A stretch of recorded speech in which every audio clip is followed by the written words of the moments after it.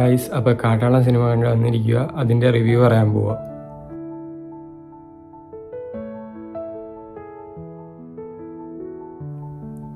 Hello guys, welcome back to my YouTube channel. അപ്പോൾ ഇന്ന് ഞാൻ ഒരു പുതിയ റിവ്യൂ ആയിട്ടാണ് വന്നിരിക്കുന്നത്. കാട്ടാളൻ മൂവിയുടെ റിവ്യൂ ആയിട്ടാണ് ഞാനിന്ന് വന്നിരിക്കുന്നത്. അതാണ് ചെയ്യാൻ പോകുന്നത്. അത് കണ്ടു വന്നിരിക്കുക. അപ്പോൾ നമുക്ക് നോക്കാം. എനിക്ക് തോന്നുന്നു പടം നമ്മളെ കാട്ടാളൻ എന്ന് പറയുമ്പോൾ ഇന്നായിരുന്നു റിലീസ്, മെയ് 28. ഇതിൽ ആരൊക്കെ ഉണ്ടെന്ന് പറഞ്ഞാൽ കാസ്റ്റ് ആദ്യം പറയാം. കാസ്റ്റിൽ മെയിനായിട്ട് നമുക്ക് ആൻ്റണി വർഗീസ് പെപ്പയാണ് നടൻ. പിന്നെ കാബർ ദുവാൻ സിംഗ് ഉണ്ട്, സുനിലുണ്ട്, തെലുങ്കിലെ സുനിൽ, പിന്നെ ദുഷര വിജയനുണ്ട്, ജഗദീഷ് ഉണ്ട്, സിദ്ദീഖ് ഉണ്ട്, പാർത്ഥ് തിവാരി ഉണ്ട്, നമ്മളെ ഹിപ്സ്റ്റർ ഉണ്ട്, പിന്നെ ഹനാൻ ഷാ ഉണ്ട്. എല്ലാവരും ഉണ്ട്. പിന്നെ വേറെ ആൻസൺ പോളാണ് ഇതിൻ്റെ ഇത്. ആൻസൺ പോളുണ്ട്. അങ്ങനത്തെ കുറേ ആൾക്കാരുണ്ട് ഇതിൽ അഭിനയിക്കാൻ. പിന്നെ നമുക്ക് നോക്കാം. പിന്നെ ഇത് പോൾ ജോർജാണ് ഇത് ഡയറക്റ്റ് ചെയ്തത്. ഈ പടം നമുക്കറിയായിരിക്കും. Produced by Sharif Muhammad. മാർക്കോര പ്രൊഡ്യൂസർ. അതുകൊണ്ട് തന്നെ വമ്പൻ ഹൈപ്പിൽ വന്ന പടമാണ് എന്ന് തന്നെ വേണമെങ്കിൽ പറയാം.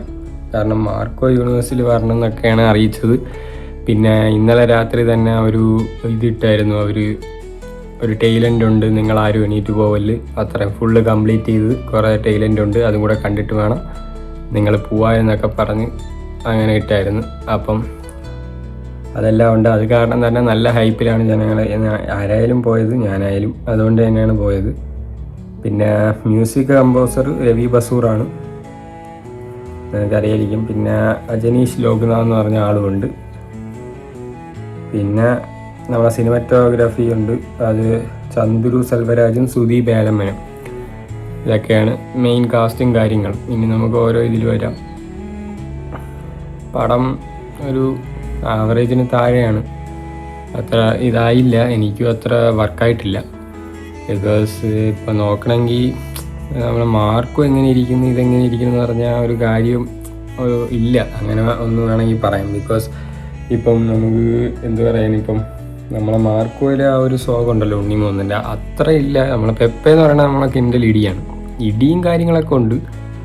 നിങ്ങൾക്ക് ഇപ്പോൾ ഫൈറ്റ് കാണാൻ പോകണമെങ്കിലോ, ഇപ്പം ഫൈറ്റ് അത്രയ്ക്ക് ഇഷ്ടമാണ് നിങ്ങൾക്ക്, ആക്ഷൻ ഹൈ മൂമെൻറ്റ്സിൽ നിങ്ങൾക്ക് ഭയങ്കര ഇഷ്ടമാണ് കാര്യമാണെങ്കിൽ നിങ്ങൾക്ക് പോയി സിനിമ എന്തായാലും കാണാം, വേറെ കുഴപ്പമൊന്നുമില്ല. പക്ഷെ ബാക്കിയൊക്കെ ഇതിൽ വീക്കാണ്. സ്റ്റോറി ഇല്ല, കാര്യങ്ങളില്ല. അതുകൊണ്ട് തന്നെ ഭയങ്കര ലാഗും കാര്യങ്ങളും. പിന്നെ ഫസ്റ്റ് ഹാഫൊക്കെ ഭയങ്കര ഇഴച്ചിലായതുപോലെ ഫീലായി. അത് കാരണം അത്ര നല്ല സിനിമയല്ലാന്നും ഫീലാവുന്നുണ്ട്. പിന്നെ അത്രയും അങ്ങോട്ടില്ല. പിന്നെ ഇടിയും കാര്യങ്ങളൊക്കെ ഉണ്ട്, അതെല്ലാം തകർത്തിട്ടുണ്ട്. സ്റ്റൺസ് ആയാലും അതിൻ്റെ ഇതൊക്കെ പൊളിയാണ്. ഫൈറ്റൊക്കെ വിഷയമാണ്, ഇഷ്ടപ്പെട്ട്. പിന്നെ ബീജിയം പറയാതിരിക്കാനൊന്നും വയ്യ. അടിപൊളിയായിട്ട് നമ്മളെ രവി ബസൂർ തകർത്തിട്ടുണ്ട്.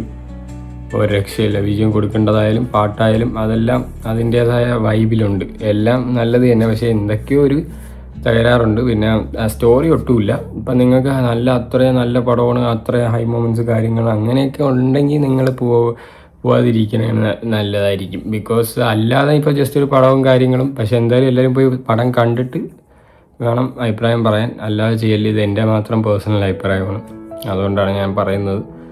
പക്ഷേ ബാക്കിയൊക്കെ നോക്കണമെങ്കിൽ വീക്കാണ്. പിന്നെ മാർക്കോ യൂണിവേഴ്സിലാണ് ഈ പടം പറഞ്ഞു പോകുന്നത്, അതിലൂടെ ടച്ചൊക്കെ ചെയ്ത് പോകുന്നുണ്ട്.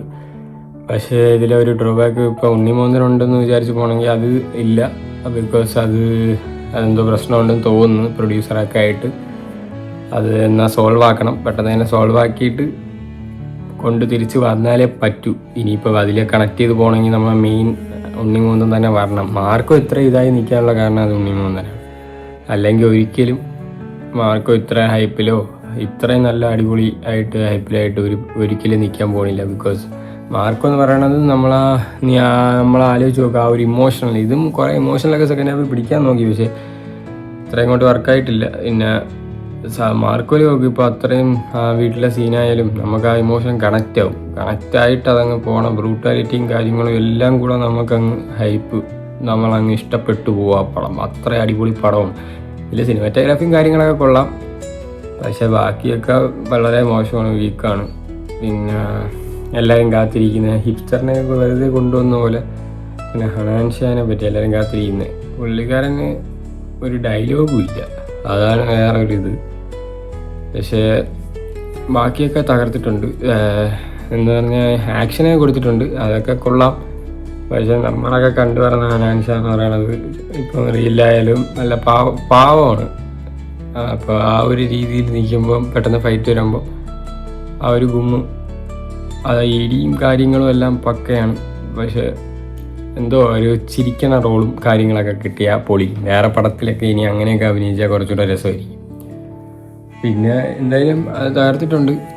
അവർക്കൊക്കെ റോള് കൊടുത്തിട്ടുണ്ട്, അല്ലാതെ വേറെ കൂടെ ഉണ്ട്, അല്ലാതെ വേറെ കാര്യങ്ങളൊന്നുമില്ല. പിന്നെ പെപ്പെ ആയാലും പെപ്പെ അത്ര ഒരു ഇത് പറഞ്ഞില്ല, പക്ഷെ ഇടിയൊക്കെ പൊളിയാണ്. എല്ലാ ജഗദീഷ് ആയിട്ടുണ്ട് എല്ലാവരും അതിൻ്റേതായ ഇത്. പക്ഷേ എന്തൊക്കെയോ ഒരു റോബാക്ക് എനിക്ക് വേറെ എന്തൊരു പറയണമെന്ന് അറിഞ്ഞുകൂടാ. മ്യൂസിക്കൊക്കെ പൊളിച്ചിട്ടുണ്ട്, വേറെ പ്രത്യേകിച്ചൊന്നും ഇല്ല. പിന്നെ ഒരു ടൈലൻ്റ് ഉണ്ട്, ഒരു ക്യാമിയോ ഉണ്ട്, അത് പറയാൻ പറ്റില്ല, അത് നിങ്ങൾ കണ്ടു നോക്ക്. അത് കുറച്ചൊക്കെ ഓക്കെയാണ് എന്ന് പറയാം, ബാക്കിയൊക്കെ അങ്ങനെ പോയി.